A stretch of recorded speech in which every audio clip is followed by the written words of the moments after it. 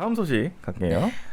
공수처로 공수처가 이제 오늘 아마 될 것 같아요. 근데 이제 다음 달에 법원 정기 인사를 두고 20일까지 어제까지 사표를 낸 판사 수가 80명을 넘어선 것으로 확인이 됐다고 합니다. 아, 얘네들 찾아가지고 무슨 판결 내렸는지 한번 막판에 뭐 하고 나가는지 확인해봐야 되는데.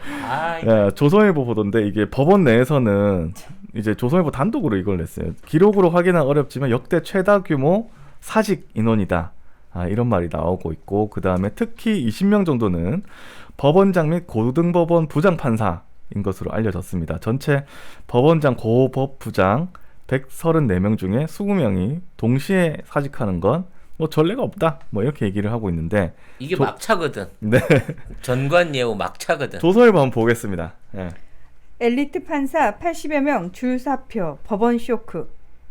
나는 이 엘리트 판사라는 말도 웃기다고 생각해. 네. 예. 대탈출이라 표현할 정도로 판사들이 줄사표를 내는 건 무슨 이유일까? 이번에 사표를 낸 일부 판사들이 본지에 밝힌 사직 이유는 크게 4가지다. 네. 특별히 조선일보에 밝히셨어요. 네. 나 이것 때문에 사표 내는 거야? 그리고 단독 1. 법원장 될 가능성 하락. 과거엔 고법부장이 된 뒤 7, 8년이 지나면 거의 자동적으로 각급 법원의 법원장으로 발령이 났다. 그러나 김명수 대법원장이 2019년 법원장 추천제를 도입하면서 상황이 달라졌다. 해당 법원 판사들의 투표로 법원장 후보를 1명에서 3명 추천하면 대법원장이 이 중 1명을 뽑는 방식이다. 자, 그러니까 법원장 될 가능성 하락. 옛날에는 그냥 자리가 지키고 있으면 자동으로 법원장 발령이 난 건. 그러니까 연수만 차면 그냥 자동으로 위에서부터 올라갔다는 거 아니야. 근데 그래서 적폐들 세상이 됐구나. 근데 야. 김명수 대법원장이 뭐 비판을 많이 받고 있지만 요거를 바꿈으로 인해서 아이씨 법원장 못 되겠네 라는 생각이 들어서 안 나가겠다는 거예요. 이게 하여튼 나중에 다 제가 종합해 드릴 텐데 어이없는 이런 거고. 두 번째 2. 우리법, 인권법 등 특정 연구회 출신 요직 독식. 법원 특정 연구회 출신 판사들의 요직 독식이다. 실제 대법원장과 대법관 13명 중 6명이 진보 성향의 우리법 연구회 및 민변 출신이다. 이거 나머지 7분. 모르겠어요. 나머지는 아니란 얘긴데. 비진보에다가 우리 악법 연구회 출신이고, 공변 출신인가? 악법 연구회는 뭐야? 어떻게 하면 벽을 악랄하게 써먹을까? 우리 법 틈새 연구소 이런 거겠지. 그러니까 근데 나는 이게 도대체 무슨 이유가 되는지 모르겠어 이게.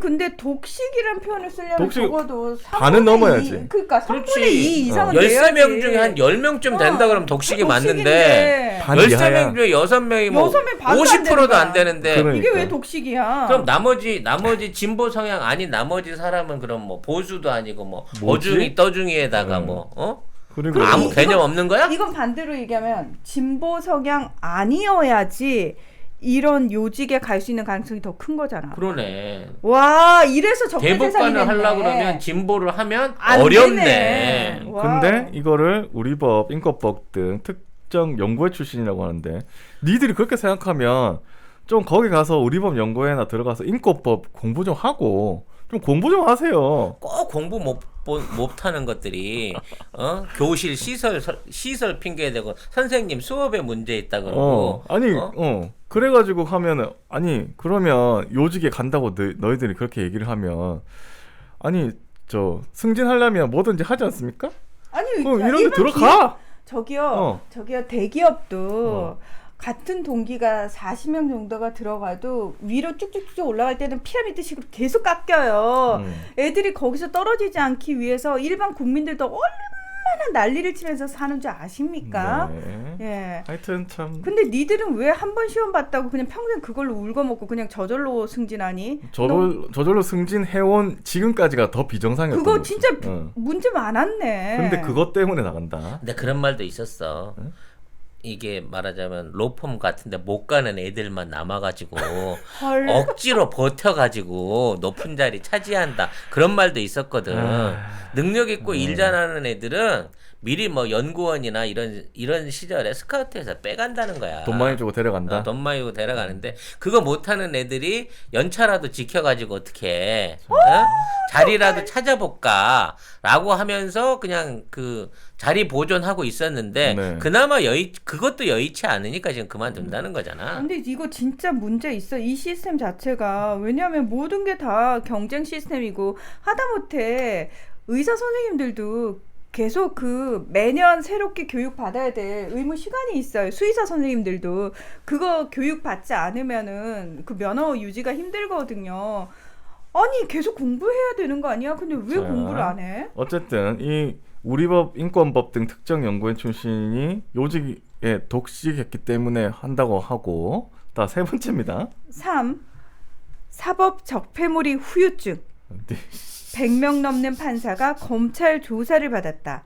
이 중엔 유능하다는 평가를 받아 양전 대법원장 때 행정처 심의관으로 발탁된 판사들이 많았고 상당수는 최근 사표를 내고 대형 로펌행을 택했다. 자, 이게 뭐냐면 양승태 대법원장이 그때 박근혜 정부하고 사법 거래했다는 의혹을 받고 있어요. 근데 게다가 여기는 조선일보도 당사자예요. 뭐냐면 그 양승태가 하고 싶은 게 뭐였죠? 상고법원인가? 뭐 그런 게 있었어요. 사심제 하려고 그랬지. 예, 사심제. 예. 그걸 그거를 하려고 박근혜한테 샤바샤바 해가지고 박근혜가 그거를 할까 이렇게 하고 있는데 그 관련된 그 사설을 저기 어디야? 조선일보에서 실어주고 막 이랬거든요. 그래서 하여튼 당사자인데 어쨌든 법원에서 양승태 똘마니들이 대거 로펌행을 했다라는 얘기입니다. 그러니까 근데 뭐냐면 사법 적폐몰이를 누가 한 거예요? 어?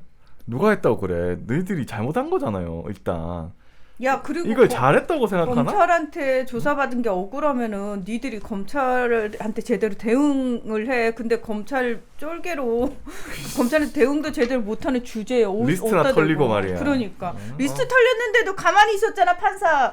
뿅. 김앤장 의뢰받아가지고 그 일본 강제노동 피해자들 소송이나 질질 끌어 그러니까. 뒤로 미루고 남겨버리고 그거 하다 걸린 거 아니야. 그쵸. 그 박근혜 위안부 관련된 그때 조약 맺는 거에 그 부담된다 그래갖고 그거 밀어주고 난 다음에 사심제 하려고 슬쩍 끼워놨다가 그거 들통 나갖고 니들이 그만둔 거잖아. 하여튼 참 예. 양아치냐 이게 근데 아우, 씨. 이것 때문에 사법 적폐몰이가 때문에 이거를 그만둔데 이제 와서 하여튼 웃기고. 자, 네 번째. 이게 내가 보기엔 이게 100%야 이거 100%야. 딴 거는 다 핑계고. 네. 수임 제한 강화 발효 전 변호사 개혁. 아, 야 이게 근데 얘들이 제시한 이유들이 다 자기네 밑바닥을 드러내는 거다. 네. 조선일보하고 적폐 판사들하고 같이 합쳐서. 돈을 많이 벌 수 있을 때 벌겠다 이 말이죠. 법무부는 작년 11월 변호사법 개정안을 입법 예고했다. 현재 판검사 출신 변호사는 퇴직 전 1년 동안 근무한 기관의 사건은 퇴직 후 1년간 수임할 수 없게 돼 있다. 그런데 이를 고쳐 검사장이나 법원장, 고법부장 출신 변호사들은 퇴직 전 3년 동안 근무한 기관의 사건을 퇴직 후 3년간 수임할 수 없도록 한다는 것이다. 부장판사 출신 변호사는 법원에서 희망이 없다면 법이 바뀌기 전에 변호사 개업을 하는 게 좋다고 생각할 것이라고 했다. 잠깐만. 법원에서 왜 희망이 없지? 이렇게 얘기해놓고. 돈 벌 희망. 삼성 같은 거 하나, 삼성 그 이재용 사건 같은 거 하나, 하나 하고 2년 바로 6개월 깎아주면 그냥 바로 로펌 들어갈 필요도 없이 은퇴해도 돼. 요트 사서 그냥 모히또 네. 먹으러 가면 돼. 근데 문제는 그럴 기회가 잘 안 온단 말이야. 이거 배정해주는 또 위에 사람하고 나눠 먹어야 되는 부분도 있고 그래서. 네. 그리고 지가 너무 공정해버리면 그런 기회 자체가 안 오는 걸 알거든. 그래서 결과적으로 나와서 그 전관 예우로라도 돈을 좀 벌어먹고 살아야 되는데 여러분 생각을 해보세요. 네. 변호사들이 예를 들어 뭐 광주지법에서 했다. 근데 그런 사람들이 서울에 변호사 사무실 내겠습니까? 어제처럼 말풍선으로 해달래 사람들이 재밌게.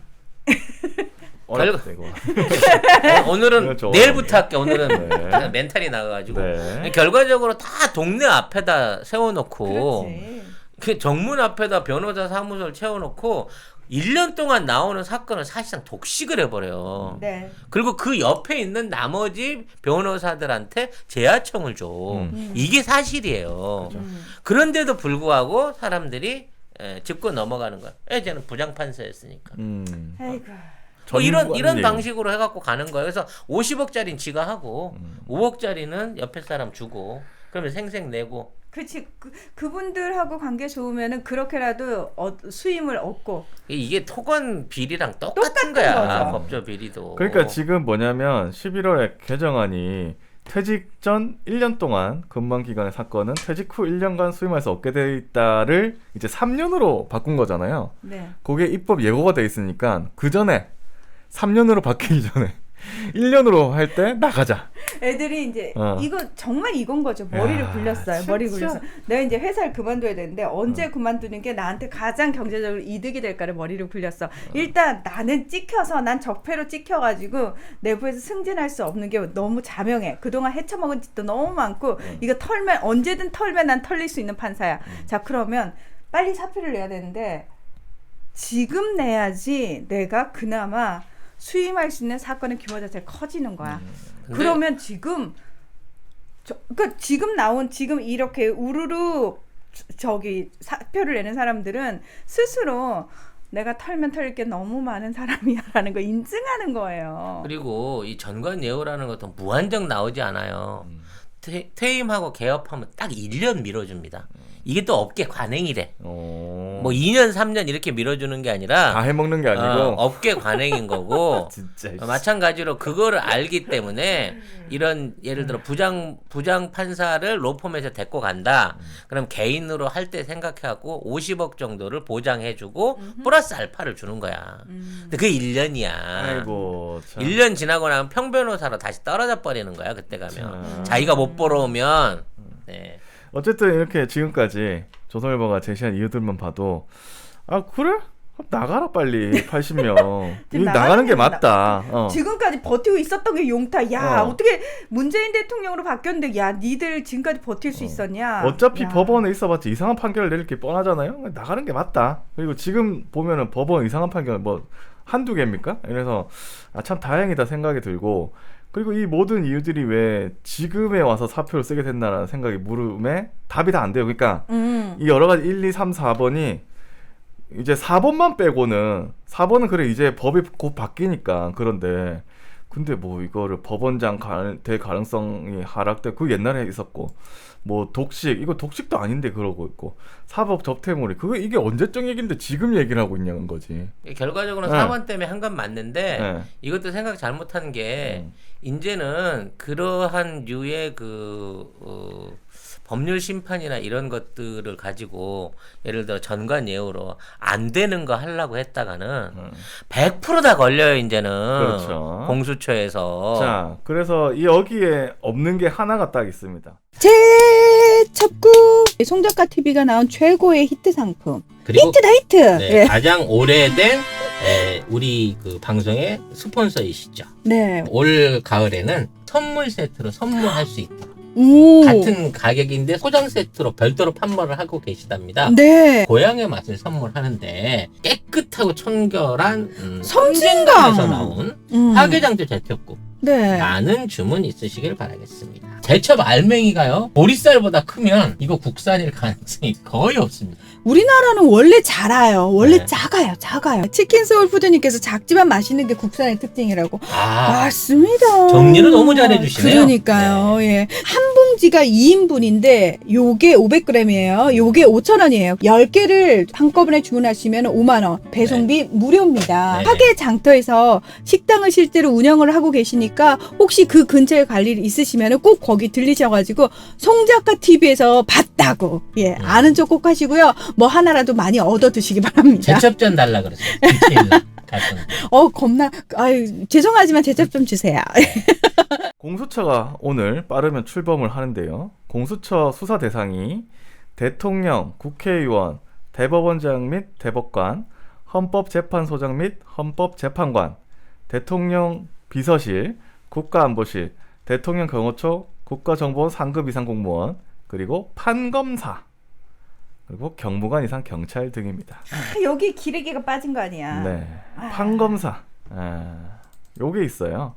그러니까 공수처 설치만 했을 뿐인데 쓰레기 80명이 다 나간다는 거지.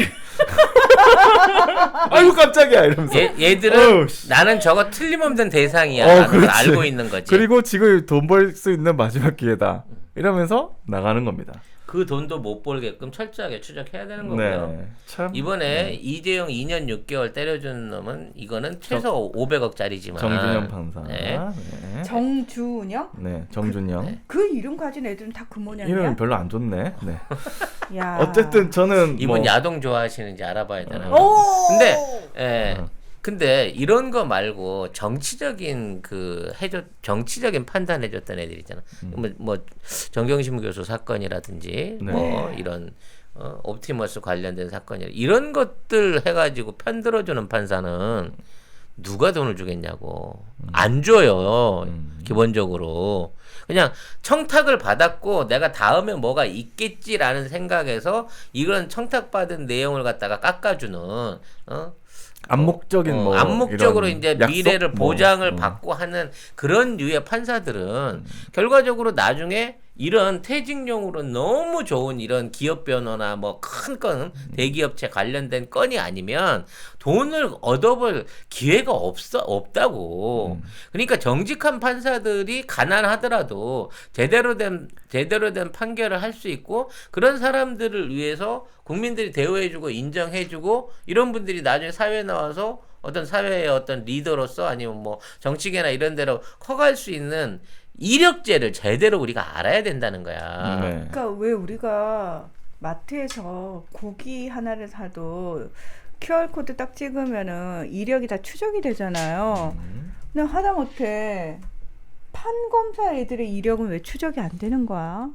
또 기사에 납니다. 사실은 뭐 정치권에 들어가거나 이러면 기사에 나기는 하는데 아, 일반 국민들이 이런 알아야 소소한 된다는 거예요. 건까지 다 알아야 돼. 알아야 된다는 거지. 그래서 어떤 판결을 내렸고 이런 거, 그렇지. 아 그리고 참 지금 어떤 사건 맡았고. 동명이인 많은데 그렇게 말하면 안 된다고. 전국의 그렇군요. 선량한 정준영님들께는 네. 정말 죄송합니다. 죄송합니다. 드립니다. 저는 박준영님까지 같이 섞어서 사과드리겠습니다. 네. 어쨌든 이 준영아 미안. 조선이 어쨌든 이렇게라도 저는 좀 그러니까 지금 적폐 판사들이 일거에 몰아낼 수 있는 계기가 됐지만 좀 더 조졌어야 되는데 하는 아쉬움은 좀 있습니다. 그리고 근데 그러더라도 이제 사법 개혁이 이렇게라도 이루어진다면 뭐 또 더 좋은 나라가 되지 않을까 하는 마음이 들고 그리고 조선일보에서 지금 이 기사 제목이 뭐냐면 엘리트 판사 80여 명 줄사표 법원 쇼크잖아요. 법원 쇼크가 아니라 법원 쇼 끝. 너 요새 예능 많이 한다. 쇼는 끝났다. 아, 다 나가라. 이게 충격이 아니고 이게 더 좋아지는 거다. 우리나라는 지금 조금씩이지만 어제보다 오늘 좀 더 뭐 잘 되고 있다. 뭐 그렇게 말씀드리고 싶습니다. 네.